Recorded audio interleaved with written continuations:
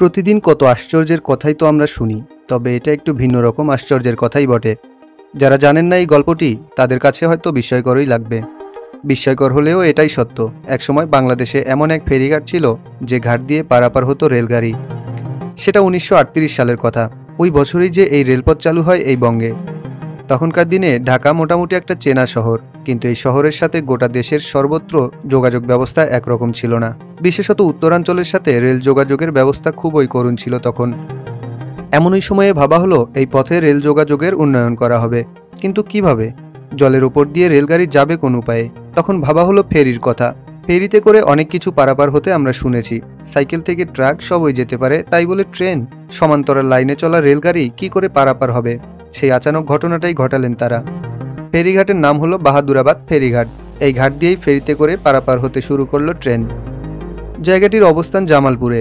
জামালপুরের বাহাদুরাবাদ ইউনিয়নের সেই ফেরিঘাট যে ঘাট দিয়ে ট্রেন পারাপার চালু হয়, সেই জায়গাটি দিনে দিনে বেশ পরিচিতি পায়। বাংলাদেশ তো বটেই, বিশ্বেও এই ফেরিঘাটের খবরটি ছড়িয়ে পড়ে। বাহাদুরাবাদ ফেরিঘাটের অন্য পাশে ছিল তিস্তামুখ ঘাট। সেই ঘাটের অবস্থান ছিল গাইবান্ধা জেলার ফুলছড়ি উপজেলায়। দুই ঘাটের মাধ্যমে এই ফেরি সার্ভিস দিত আসাম বেঙ্গল রেলওয়ের অধীনে। কৌতূহল হতেই পারে, কি করে এত লম্বা রেলগাড়ি ফেরিতে পারাপার হতো? উত্তরটা হচ্ছে, রেলের বগিগুলো খুলে আলাদা আলাদা করে ফেলা হতো। রেল ফেরিটিতে লাইনের সংখ্যা ছিল 13টি।